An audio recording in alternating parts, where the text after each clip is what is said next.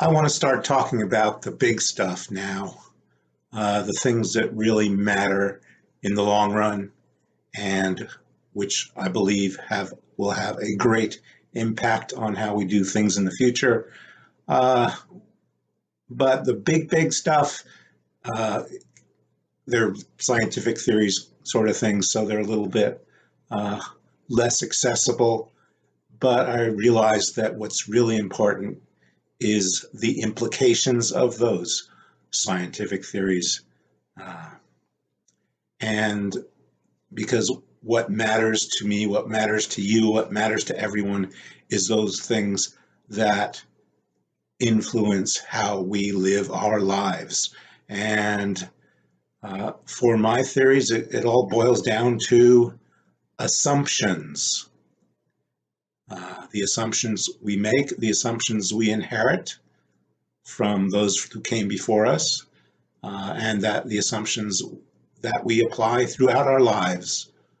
So, uh, the word assumption, I've known what it meant, but I thought, maybe I should go to the dictionary and refresh my memory. So I went to Merriam-Webster's dictionary online, and uh, under the word assumption, there are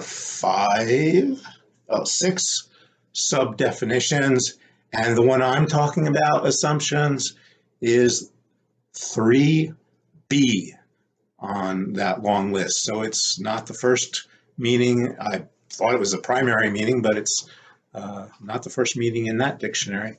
So I'm going to read what the dictionary says about assumption.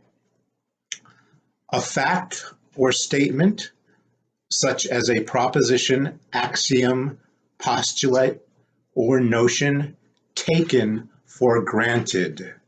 Now, that's the important part, taken for granted. And dictionaries are great things. There are words that we all use, and in ways that the words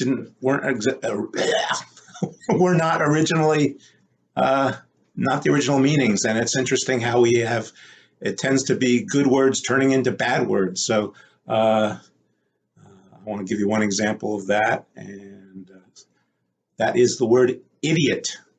And I suggest you go to your dictionary and look it up. Look up the origin of the word idiot, because you will find the most common current use of that word in the dictionary. But the origin of the word idiot, it's pretty interesting, and it's actually, to me, a useful and good word. So anyway, assumptions. I'm going to break up my discussion of assumptions because I think there's that important. Break it up into a few videos. This is the first of those, and so let's go into it. Assumptions are either good or bad. The good ones are the ones that actually help us when we have those assumptions as part of our library.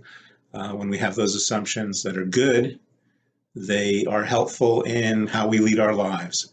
The bad assumptions, I believe I can point out some of them. I will point out some of them at some point that are not good for us in the long run, but we still hold them. We still live by them. And I believe the ones that are most detrimental are not the assumptions we as individuals make, but the assumptions made by those that came before us, previous generations. But I believe it runs all the way back to the origin of our species. And that's an important distinction for laying blame. It's not in our genes, it's in what we inherit in our society from generation to generation that I believe is the root of all evil, whatever.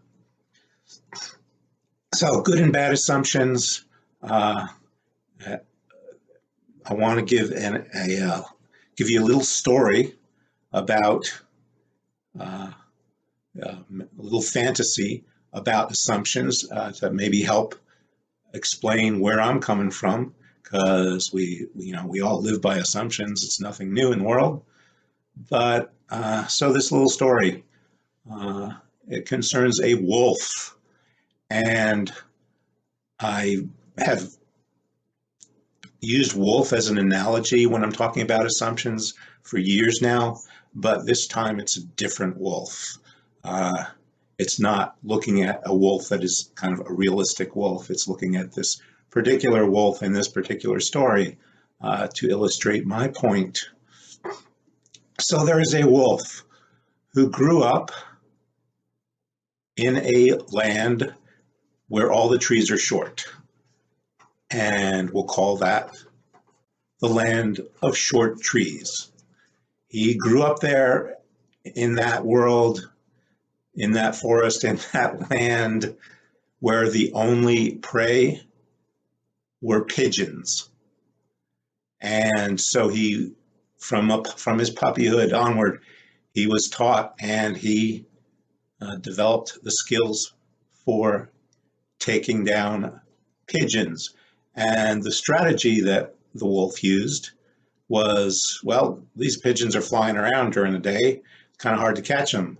So he would wait until the night when they would all roost in the short trees, and he would lay under the tree and wait for a pigeon to roost, or even to settle down after roosting so it's less aware, and then jump up from the ground and grab the pigeon.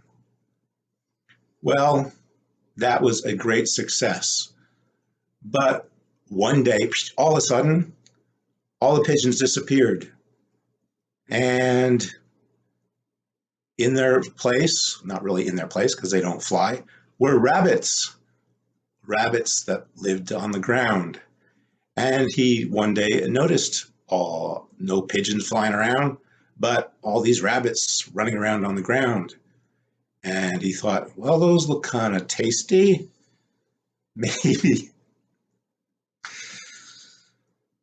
Maybe I should try one. And not really realizing yet that that was really his only option to figure that out. And so that next evening, he settled down under his favorite roosting tree that had formerly been a really great place to find pigeons, lay under that and waited. And waited. And never saw any rabbits up there in the tree. So he thought, And so the next day he saw those rabbits again and kind of followed after them and noticed they disappeared all of a sudden. They were no longer running around. They just disappeared, which is kind of weird. And thought about that, but the next evening he went back he went back to not his favorite tree, but the adjacent tree, or his second favorite tree, that had been a pretty good place to find pigeons, and waited. And on the ground, waited and waited and waited, but no rabbits appeared roosting up in the tree. And then he thought, boy, I'm getting kind of hungry. This is not working too well. And what's wrong here? So the next evening, he thought, let me try a tree way down there place I don't ever go, and see what's over there. So he went to that tree and lay under it and waited and waited and waited. But again, no rabbits. The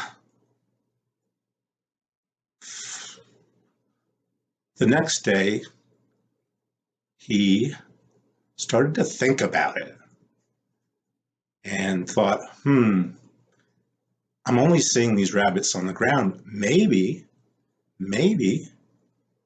I can catch them while they're on the ground. And so that day, he started following these rabbits and realized they move pretty quick and they disappear. Uh, so he just decided, I'm going to just observe them for a while and see what's going on here.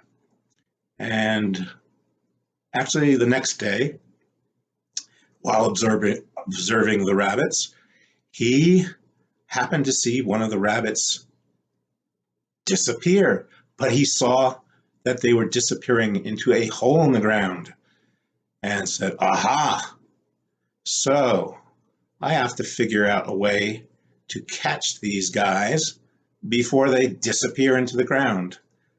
And slowly he started seeing, can I chase them? And started chasing, but wasn't too successful, wasn't at all successful at first. So he modified how he chased them and how he stalked them, because he didn't ever have to stalk before. The pigeons were just pigeons sitting there waiting to be grabbed. But these rabbits, they seem to be kind of tricky, and we're not going to wait around for him.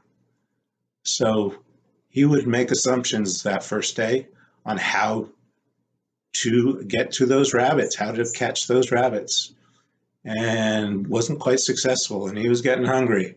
So the next day, he tried something a little different, and he got real close to getting a rabbit that day. So he added those assumptions or replaced the other new assumptions with those even newer assumptions. And the next day, armed with those newest assumptions, he caught a rabbit. He was fast enough, he was tricky enough, he understood how they ran in circles, not in circles, but in curves to evade him. And he caught one and had a dinner. And he was right when he had thought, those look pretty tasty. And I think I can live on these guys for a while. So that's the story of the wolf from the land of short trees. Real wolves, luckily for them, don't act that way. When they encounter a new prey and observe it, they kind of realize my old methods aren't going to work on this. Wolves and dogs are pretty darn smart, so they do use their powers, their intelligence, and their powers of observation pretty quickly. So that wolf, it might take him a while to figure out how to catch a rabbit, but a real wolf would be 100% aimed in that direction. They would not be thinking rabbits or pigeons in trees.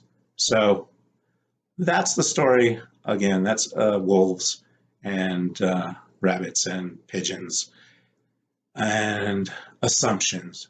Because in the case of the story of the wolf, that first assumption, which was at first good about how to catch a pigeon, when you apply that same assumption to a rabbit, it becomes a bad assumption. And it's the same assumption. You've been living by it and was working just fine, but it all of a sudden was not good anymore. And it took him a while to realize that. But once he realized that, he started working together a good assumption and eventually an effective good assumption. And with this land of plenty of rabbits, he could make a living, he could survive and flourish.